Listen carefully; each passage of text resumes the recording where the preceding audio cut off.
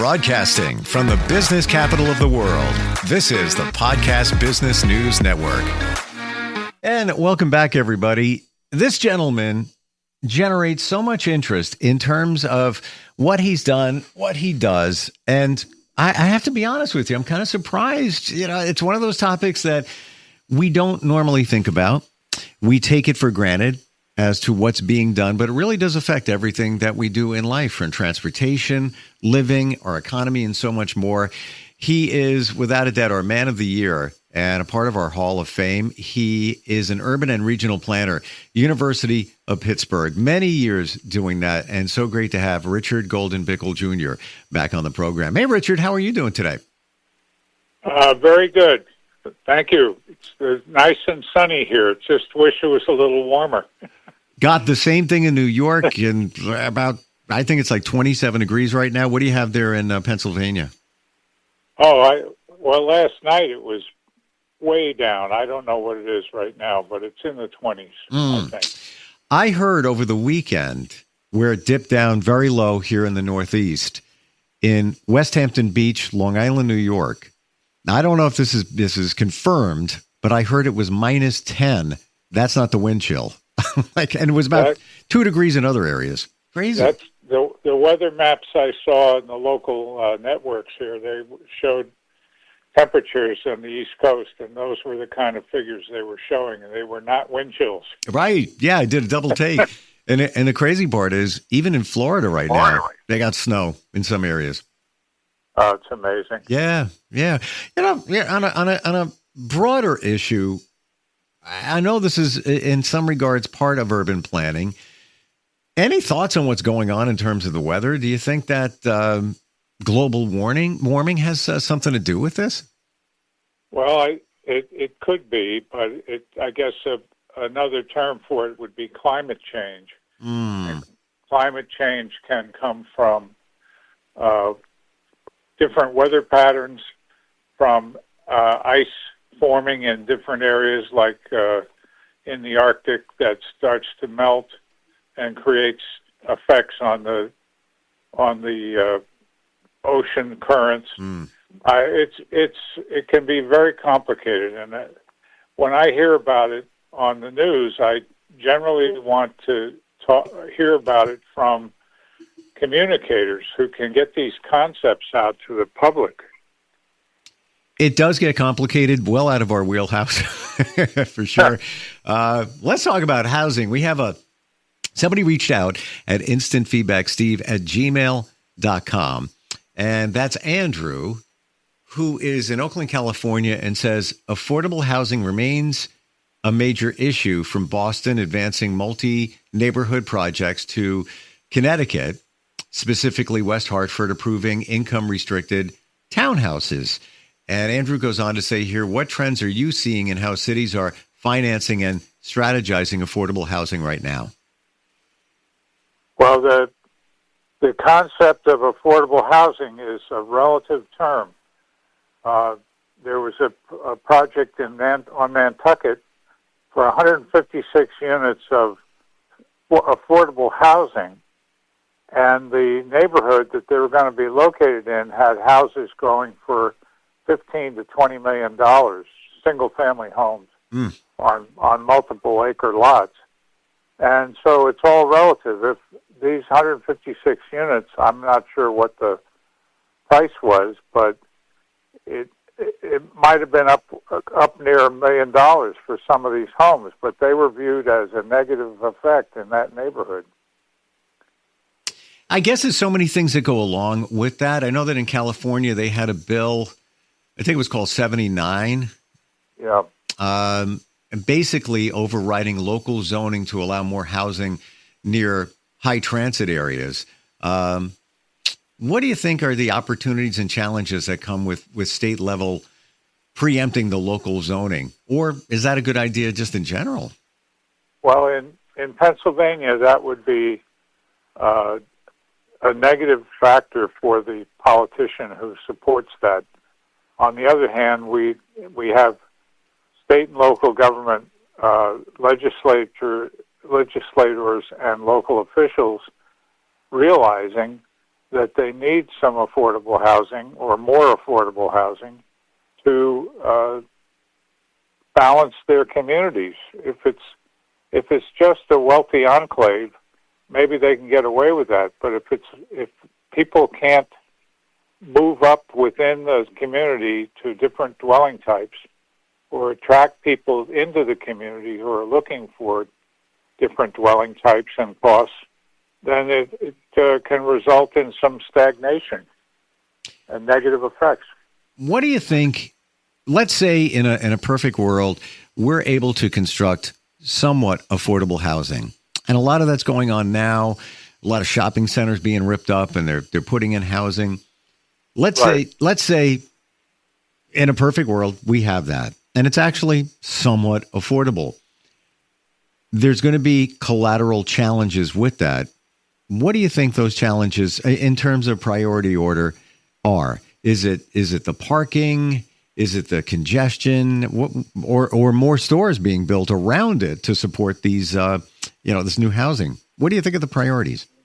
All of those concepts have been talked about, where you build transit-oriented development, meaning mixed-use structures and commercial and residential close to a transit station. And at the same time, what happens to the existing community and what happens to the surrounding area, not just the close-in neighborhood that's where the public transit station is. And that's a challenge. And it gets into the famous or infamous words, "not in my backyard." Yeah. And I know we've mentioned that a lot of times, and I want to spotlight that just for a moment. Is that the major challenge for urban planners, people not wanting this stuff in their backyard? I think anytime you propose higher density or even mixed-use housing, it's a threat to the existing residents of an area, especially if they're in a single-family zone, and they're concerned about their property values and the kinds of people who might move in. I want to go to Lisa, who says that she lives in the city and works in Brooklyn. And she says, "I appreciate your talk about urban planning and especially New York City. They just approved a major plan to convert office buildings like 5 Times Square into housing, including hundreds of affordable units. From a planning perspective, what are the pros and cons of office to housing conversions in New York City?" Well, first of all, in New York City, it's a very expensive market, and they need housing opportunities for people who cannot afford the usual kinds of projects that are developed. And the new mayor and even Governor Hochul from Albany are supporting affordable housing programs, and that is a plus. The challenge is finding the right location so that you're not creating a high density project where the services are not available. In New York, they've got a lot of public transit, but if that occurs in the suburbs, then you're creating the potential for a high density pocket surrounded by auto drive residential neighborhoods. Yeah, especially in the city, parking is a premium. It's unheard of unless you have a parking garage. And to your point, even a parking garage in New York City, insanely expensive. Right. Yeah, we've got the same issue in Philadelphia, and also very tiny streets that go through residential neighborhoods. And when the snow came, a lot of roads were blocked off. People couldn't get their cars out, and they were stuck. Richard, when was the last time I drove into New York City? And I'm on Long Island. You know when that was? 10 years ago? More than that. I just don't do it. Like if somebody else wants to drive, I'm good with it. I just don't want to deal with it. I use mass transit. If I had to go into the city more often, that would be a different story. But I just try to stay away from it. Just one less car. Let's go to. This is Justin who checks in, and interesting question. I believe it's on the career side. And he says, when people think about urban planning, they often imagine maps and zoning codes. In your experience, which skills end up mattering the most on the job? Technical skills and data analysis, or softer skills like negotiation, communication, and navigating a lot of interests? I think, from my perspective, the latter is more important. However, if you're in school and you want to get a good foundation for a planning career, you've got to focus on population and employment, and you've got to focus on the data side, which I didn't do much when I was in planning school. But the fundamentals of zoning, subdivision, land use are all critically important for you to understand. But if you can't sell your project, you can't convince people that what you're trying to do is worthwhile, it doesn't matter how technically sound it is. You've got to have the other side as well. I can imagine that, because there are many great technical people but they don't have a lot of social skills. They're great behind a desk, great behind a screen, but when they're tasked with actually connecting with people or clients or customers, therein lies a little bit of a challenge, because that's just not who they are. They're a bit introverted, and they're good with data. Todd checks in from, and I got to tell you, it's in Pennsylvania, this town, but I'm never sure how to say it. Is it Wilkes-Barre or Wilkes-Barre, Pennsylvania? No, it's Wilkes-Barre is how they pronounce it. Say it again. Wilkes-Barre. Wilkes-Barre. That's what I thought. I wasn't 100% sure. So we got Todd saying here, and this directly ties into what we just talked about in some regards. From the outside, it can feel like urban planners have big ideas but limited power. How much influence do planners really have compared to elected officials, developers, and community groups? Well, the classic example is, now I'm blocking on his name. How could I forget? The power broker was able to develop a lot of projects, some good, some not so good, because of his political support from the governor, Governor Rockefeller at the time, and support within the city of New York, which was where a lot of these ideas started, at the City Planning Commission or at the Metropolitan Transportation Commission. And he was able to get a lot done. And if you don't have, as part of your career, some understanding of the governmental structure of the area and where the so-called power brokers are, you could have a great project, but it won't go anywhere. I see here somebody asked a question about your career path into urban planning, and they say, what drew you to the field originally? And looking back now, what choices or experiences ended up being the most important for the career? Okay, well, I started wanting to be a doctor. I find that you've mentioned that before. Richard, I got to tell you, that's kind of fascinating. It's like complete opposite. I wanted to work with people and help people, but I didn't realize that to be a doctor, it wasn't like TV shows where everybody walks around looking very happy. There's a lot of nitty-gritty stuff that goes on behind the scenes, including understanding chemical issues and physiology and other subjects, which are not as glamorous as what you see on TV. Mm-hmm. And so I went to Pitt University of Pittsburgh and started in pre-med, and then took organic chemistry and regular chemistry, and discovered that I wasn't going to be a doctor because I couldn't get through those two courses. I got through them, but I got D's instead of A's or B's.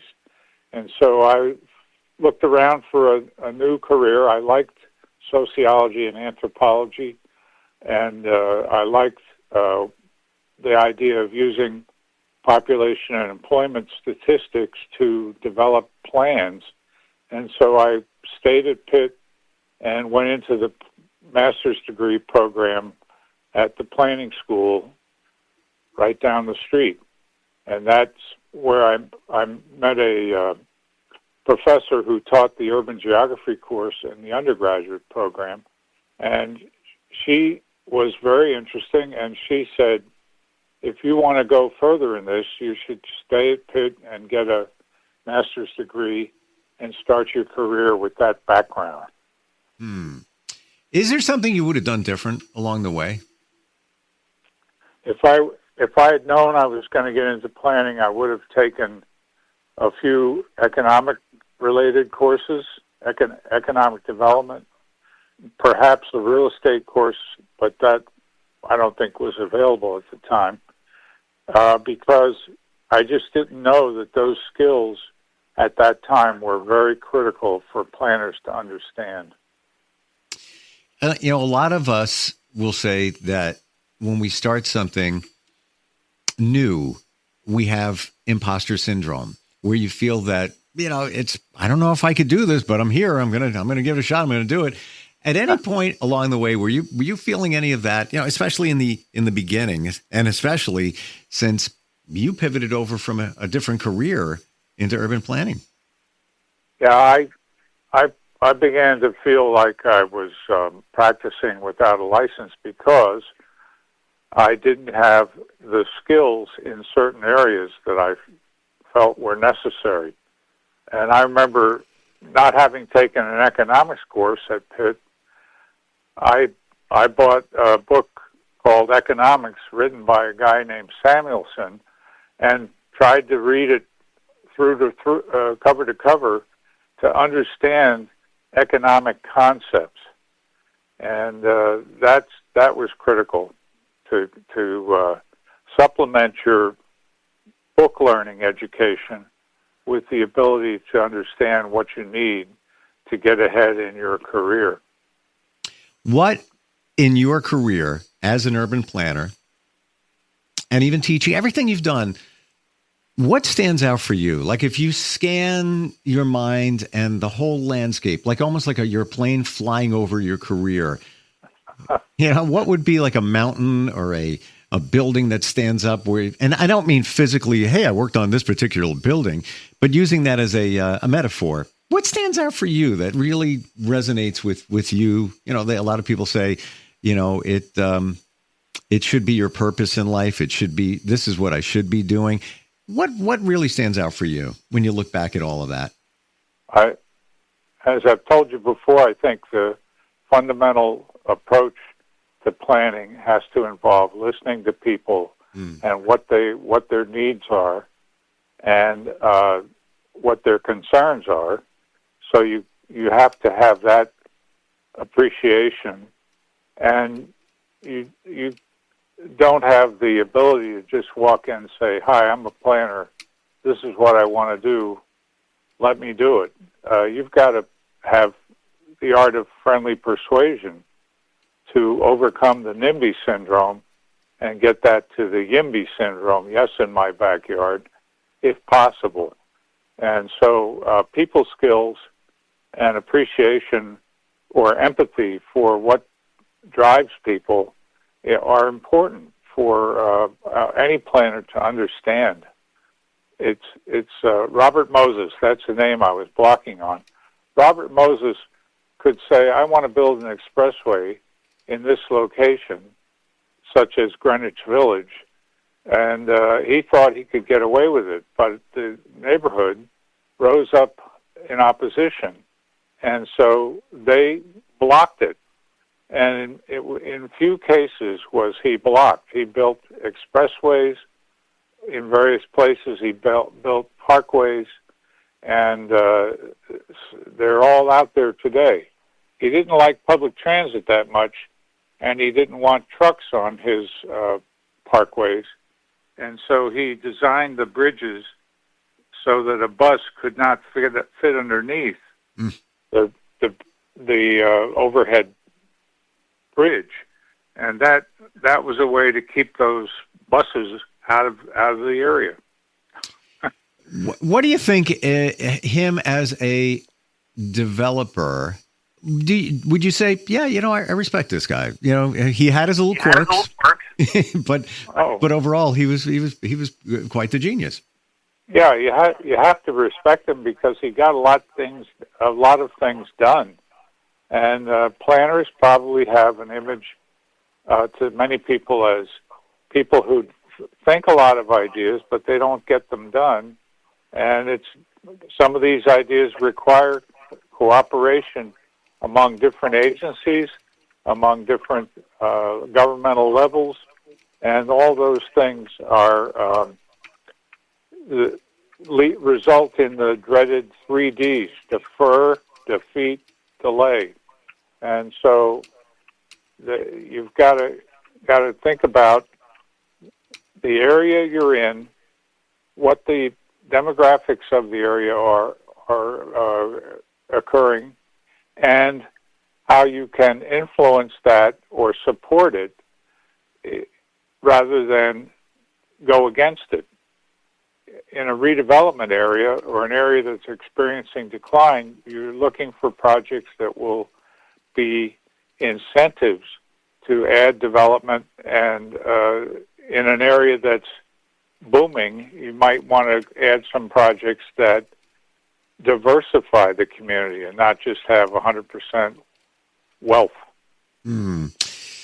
Is there, final question, I'm really curious about this, and we talked about having communication skills if you're looking at this as a career, along with everything else. Had there been a time over the years where you believed in a project, you're feeling that this is the best thing for this community, but now you have to sell it in some regard. Right. And that, that's not your job to really sell it, but you're believing in it so much that you just want, to hit people over the head and say, yeah, you got to see how good this is for you. But there was some opposition to those ideas. Did you ever come across that? Oh, yes. In an adjacent township to where I live now, when I worked at SEPTA, I was involved with a parking garage that was going to be developed next to the Ardmore station. I went to the public meeting, and a lot of people came out opposed to the project because they were worried about congestion and changing the character of the area. And I saw firsthand how citizen opposition can sway the opinion of the elected officials who decided not to support what we wanted to do about building this parking garage.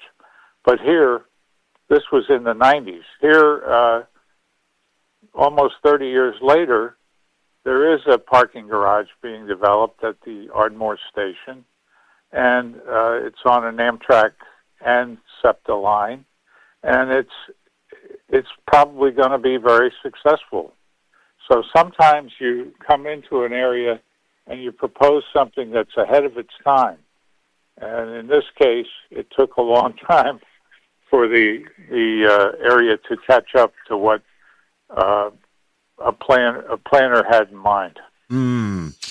Again, it's like you have to sell it, which right. Yeah, I guess you shouldn't have to do, but that's all part of it. It's all part of the job. Thank you so much for the insight today, and thanks everybody for your feedback and your questions for Richard. If you have any instant feedback, steve@gmail.com. We'd love to hear from you, and it could be a question based on career, it could be a question based on maybe development in your town, your village, your city. And Richard, thanks again. Really appreciate it. All right, Steve. Thanks a lot. You too. We'll be right back.